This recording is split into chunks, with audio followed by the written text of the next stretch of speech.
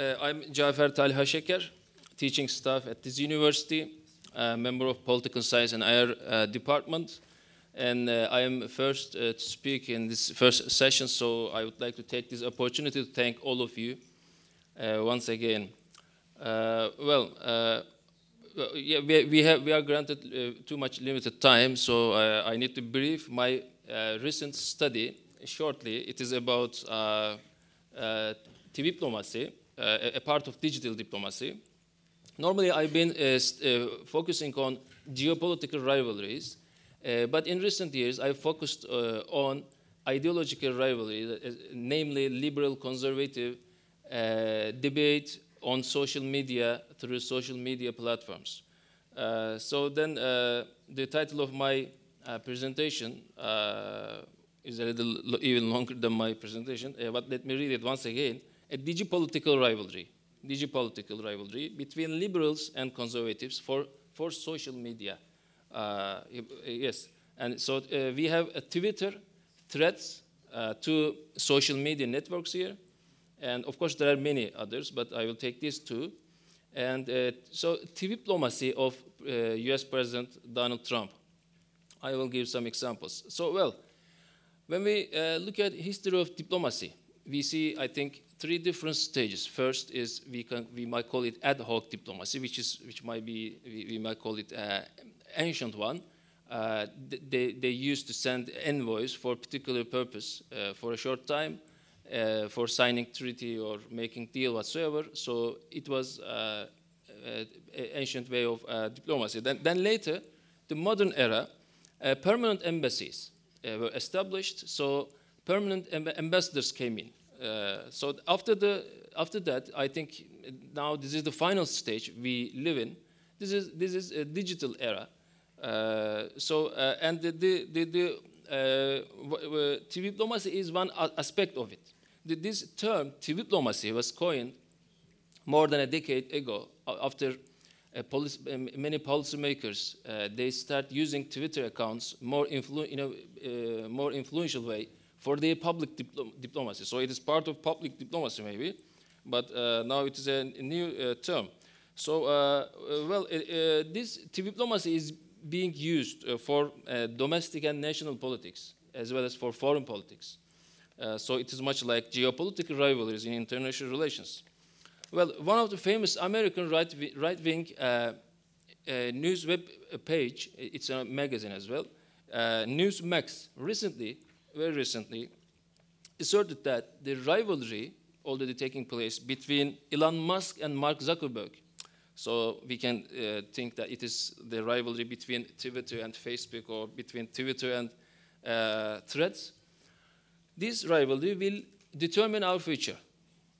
So we might say this digipolitics is, Newsmax is in this sense referring to freedom of speech, free speech. This is the case when they mean will determine our future. And here I would like to point out some tweets posted by previous U.S. President Donald Trump, because he used it in a very influential way, and he owns one of the most followed Twitter accounts in this very year. For example, he has already now around 87 million followers on Twitter.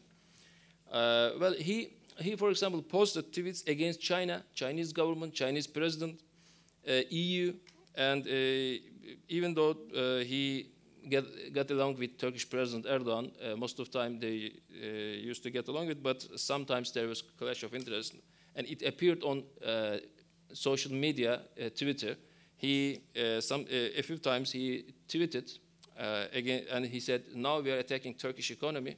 And I think it was 2018. That time, in the very same day, Turkish lira lost value against the dollar dramatically. So, he also represented conservative cause, and he retweeted for Carlo Vigano. Carlo Vigano is a controversial name in Vatican, Catholic Church, and he is against globalism and global values to some extent. And so he penned an open letter to U.S. President, and he said, Carlo Vigano said, now there is a fight just before U.S. election, last U.S. election. He said, now there is a fight between the children of light and children of darkness. And Trump said, everyone must read it. So it was an influential tweet posted by him. If we are running out of time, I'm trying to sum up. He blamed also global warming, climate change agenda, global warming campaigners. Of course, these tweets, this policy welcomed by oil countries like Saudi Arabia and other Gulf countries, Russia. But right after the last presidential election, his account was restricted and silenced after the election. So he started to launch a new social media platform. He named it Truth Social. But of course, it was not an easy task. It was difficult for infrastructure to create a new global social media account. So it took time. It is now not a global one.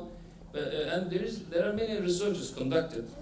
For example, one by Pew Research Center points out that Twitter overwhelmingly enjoyed by Democrats, so liberals in a broad term, especially before Elon Musk bought the company. Yes, Donald Trump favoring conservative cause, but and using Twitter influentially. But meantime, according to surveys, liberals, Democrats use Twitter more than conservatives. But suddenly he was silenced and he quit and started a new campaign. So after Elon Musk bought the company, once the order changed, so did the policy. And Twitter, so named now X, allowed conservative contents which were prevented or restricted before, censored by the previous Twitter administration. So, for example, one documentary, conservative documentary, What is a Woman? This was restricted or censored by the Twitter administration.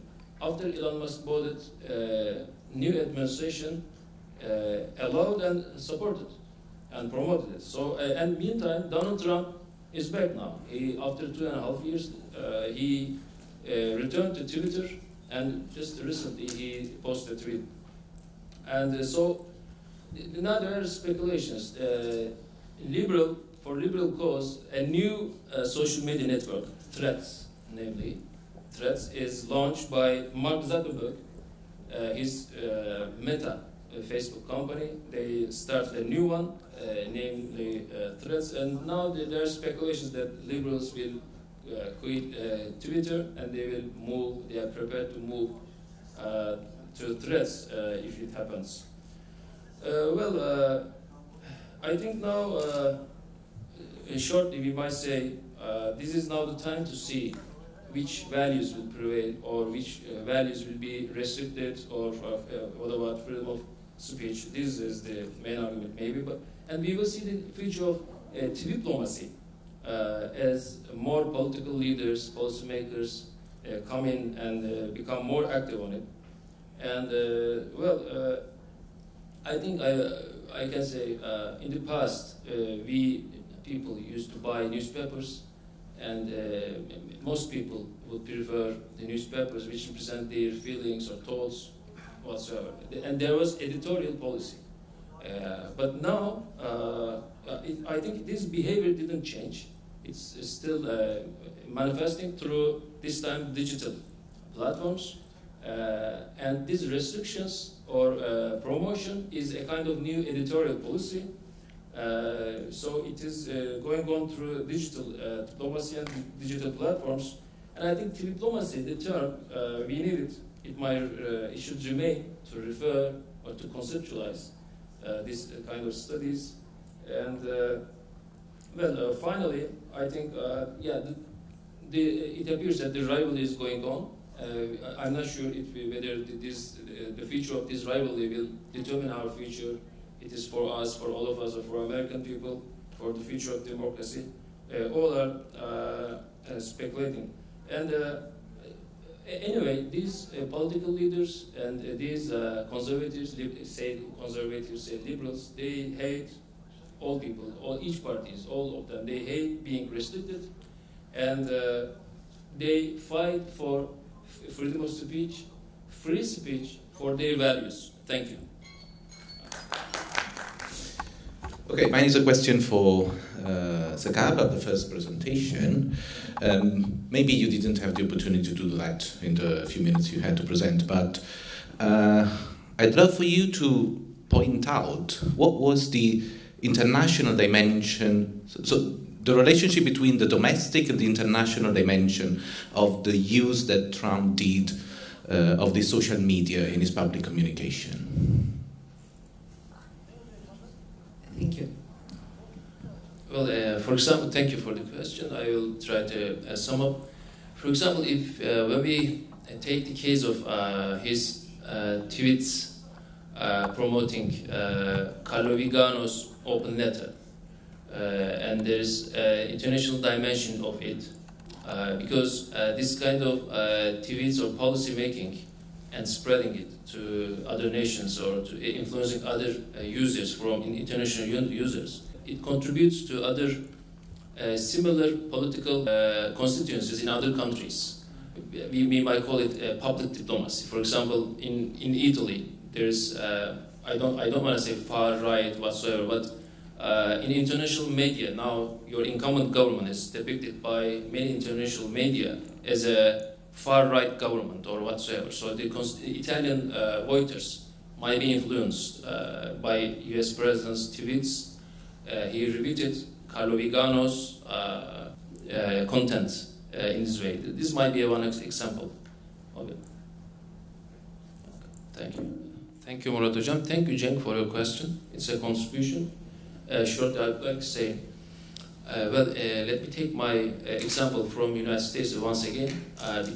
These companies are located in the US, and I think the biggest fight or the debate is also taking place there. For example, as I tried to point out in my presentation, they see it as a rivalry now for controlling the editorial policy of new magazines. These magazines are, of course, I say magazine, but they are now social media networks. So why are we have to be too much happy or sad if Elon Musk buying Twitter? For conservatives, it made sense because they now think that they will tweet and their content, they will share videos, and they will not be restricted by the editorial policy or by the new Twitter administration. Thanks to Elon Musk, gave them this opportunity. But on the other side, liberals are concerned. They look concerned because they think now a huge amount of conspiracy theories made by conservatives now will be way to spread across the world through Twitter, or namely now X. So that's why they call it rivalry for controlling the great social media platforms for their editorial policy, and at the end the aim is free speech. Conservatives say this is free speech for myself to criticize blah blah movement. Liberals say criticizing in this way is against freedom of speech. So the contradiction is still going on. I think the behavior, all newspaper editorial policy behaviors is now still same, remaining, going on, happening on through these social media giants. If the answer is satisfying, I'm not sure, but I tried to summarize my view. Thank you.